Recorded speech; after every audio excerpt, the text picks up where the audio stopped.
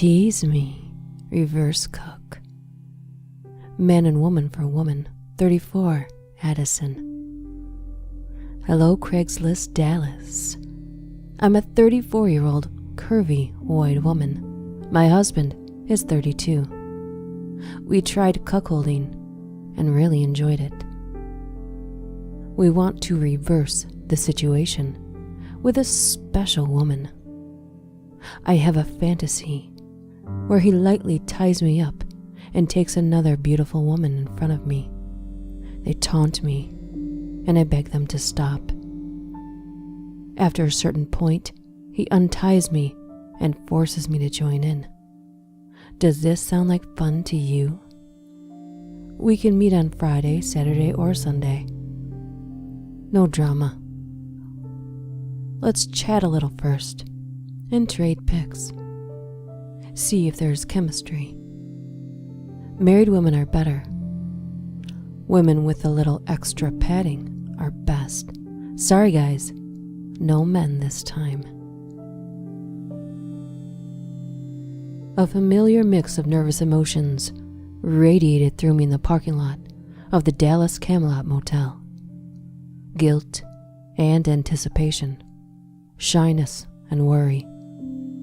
I loved my husband, but he was never in the mood anymore. I stored my libido in deep hibernation until his business trips, when I responded to Craigslist ads. The usual fear for my safety grew as a man drank from a beer can across the parking lot. Wonderful. I had condoms and dental dams in my purse, but I should probably start bringing a gun to these things, seriously. I took a swig of tequila from a flask. During the week, the wife and I girl flirted over email, and I really liked her. The pictures she sent looked promising. She was attractive with dark hair and full cheeks and breasts. The candid picture had been cropped from a larger one. The husband's picture was a classic blue-tinted webcam photo. He sat at a computer desk, with no shirt covering his wiry body. 2:59 p.m. Time to go. I was a wreck of nervous energy and guilt. In order to get from the car to the motel room, I put my brain on autopilot and worked through a simple task list. Took one more swig and put down the flask. Opened the car door. Got out. Closed the door. Locked the door. Ignore the growing tension in my stomach. Walk through the parking lot to room 115. Knock on the door. By the time my brain turned back on, the husband had opened the door. He was freshly showered, and his hair was still wet. He smelled like soap, and wore a nice button-down shirt and slacks. I breathed a sigh of relief. He smiled wickedly and said, "You look great. Come on in." They had started without me. Experienced Craigslisters know how to skip the awkward small talk and get started in the scene. As anxious as I was relieved that they knew the code. The wife was already naked and tied to a chair. The modest room had 2 queen-sized beds, and she was positioned to stare helplessly at one of them. Even with a red ball gag in her mouth, I immediately recognized her from the picture. Like me, she was curvy. She moaned urgently as soon as she saw me. They must have stuffed a rag in her mouth behind the ball gag because her cries were well muffled. He casually asked, "Do you want something to drink before I pull that dress off?" His question was intended to antagonize and tease his wife. Her eyes went wide as she burst into full rage mode behind the gag. I was nervous, but excited. We stood directly in front of her. He wrapped his arms around the small of my back and pulled me toward him. He confidently kissed me on the mouth as she protested. This was hot and felt right. "Actually, I'm ready right now." I turned my head to the wife and said, "Sweetie, I'm tired of all your trash talk over email. You can have him after I'm done with him." I leaned into the man and pushed him down on the bed for rough sex while the wife screamed bloody murder into the ball gag. We narrated everything for her. As I told the wife exactly how it felt, she became more enraged. Her jealousy was so exciting that our talk became dirtier, which made her more enraged. The cycles of sweaty bliss stabbed recklessly through the cheap motel room. I was face down on the bed, and he was on top of me when things changed. His massive hands wrapped around my wrists, and he was lost in pleasure. The wife's muffled screams turned to angry sobs. The sobs became gagged wails of self-pity. I swiveled my head to look back at her, and her chin was down on her chest. She wasn't even watching. She just wept. This wasn't fun anymore. "Hey, stop. Seriously. Stop. Is she okay?" He leaned off me for a minute, and I tried to slide out from under him. He came back with all his weight. Then I felt the handcuffs go on. I was tied to a chair in the exact same position as the wife. He had jammed a rag into my mouth and tied a ball gag over it. My gag matched hers. An internal door joined room 115 to room 116.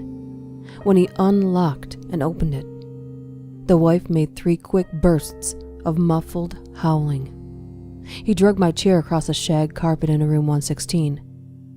Room 116 was a mirror image of room 115, with the exception of being covered in blood and filth. The mutilated, naked bodies of 2 dead women were shoved into a corner of the room. The oxygen in the room smelled foul. The outer bounds of my peripheral vision turned hazy. The 2 dead women in the corner were heaped awkwardly together. I had never seen a dead human body outside of a funeral home. They looked fake and uncanny. Surely my husband caught me cheating and was playing a terrible prank on me. This had to be a sick prank. One of the beds was directly in front of me. It was already covered in blood and bits of human tissue. I had made a terrible mistake and would soon join the 2 dead women in the corner. I should have bought a goddamn gun. He sat at a small round table near the dead woman and smoked some kind of drugs with a lighter and a glass pipe. Meth, crack, I don't know. He shuddered and burst back into room 115. He untied his wife limb by limb and wrestled her to the bed. She fought hard and loud, but his brute strength was overpowering. I tried shouting to the neighboring rooms, but the gag absorbed the sound. Now it was me who was tied to the chair, gagged, and forced to watch what he did with his wife. And he did it. Right in front of me. The wife screamed and howled ineffectively as he tore out her life. I didn't know people could endure so much pain without dying or fainting. When she finally died, he rolled off of her. He was sweating and covered in blood. His erect penis jutted away from his lithe body. He pointed to the first 2 dead women and said, "As you can see, this was the 3rd Mrs. Thursby since yesterday. You're number 4. Room 115. The bedside alarm clock read 7:58 p.m. There was a knock at the door. I was still naked and tied to the chair. He had remade the bed and positioned me to face it. He had wiped off my ruined mascara. The ball gag was strapped firmly to my head. The rag inside my mouth kept working down my throat, and I had to apply pressure with my tongue to keep from choking. He was freshly showered and wearing new clothes. He answered the door and a woman in her mid-30s walked in. Like me and the other woman, she was cute and a little chubby. Through the gag, I screamed in anger and sadness, shock, frustration. I desperately signaled to her to leave and get help. She grinned when she saw me tied and naked. The door made a clicking sound as he closed it behind her. He told her, "You look wonderful." "Thank you." She tried to act cool and comfortable, but I could see by her eyes she was nervous. Good. That could help us. She walked toward me. I could only muster a tiny bit of facial expression around the giant gag. I tried to communicate true fear, but she sat on my lap and ran her hand down my arm. "Honey, you look just as hot as your picture.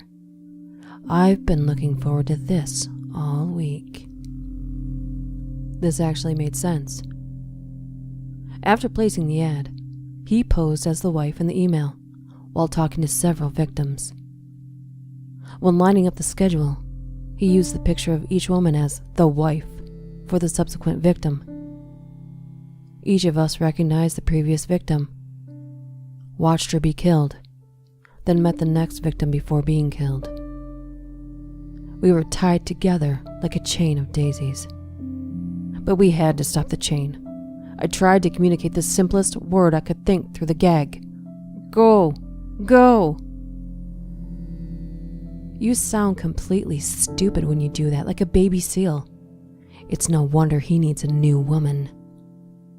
She gave me a gentle grin as she moved back toward the killer.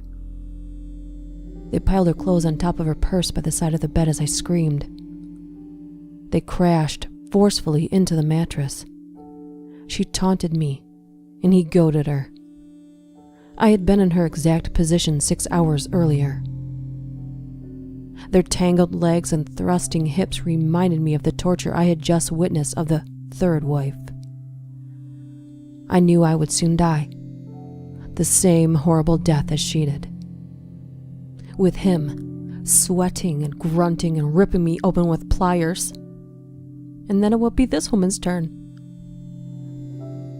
As I wept, he thrust progressively harder, and she grunted, "No, stop it. I don't want to do that." And I knew it was about to happen. "Stop," she howled. "Ow! Stop now!" "No!" She yelled in an unyieldingly clear, authoritative voice. Then again, "No!" Then a gunshot. A gunshot? She brought a gun. Gunshots belong in movies. It was shockingly out of place in the hotel room. But so was everything else in the situation. The sound was so loud that I couldn't hear anything immediately afterward. Or maybe nothing else made any noise, until her cry started in mid-gasp. The sobs pushed raw against a hoarse place in her vocal cords. He was limp on top of her, and she shook violently. She heaved him up and crawled out from under him. In the dim light, I couldn't see his gunshot wound, but I could smell the powder. She stood naked with blood on her shoulder and breast. Her hair was wild. She looked straight at me as she held the gun. "Why? Why did you two do this?" Her voice curdled and choked behind the tears. I sobbed with relief. She continued shaking as she sat down on the other bed and dialed 911. She explained to the operator that she had just shot a rapist and needed police help. As I wept, she must have assumed I was mourning the death of my husband. She left me tied and gagged as she talked to the operator and waited for police. Her face coarse with the agony of guilt. To her, he was just an overly aggressive paramour. She had to wonder if she would go to jail for shooting him, or if she could have gotten out of the situation without killing him. She was about to experience the biggest plot twist of her life. She didn't know about the room with the 3 dead bodies next door. She didn't know that she had just saved both of our lives. She didn't know that I would hug her as soon as they untied me from the chair. She didn't know that we had already become sisters for life. As the years passed, we would come to support each other unconditionally through upcoming divorces, remarriages, children. She must have seen my mind working, because she pointed the gun at me. "Don't move or I'll kill you too, bitch." She was still on the phone with the operator. I loved that woman already.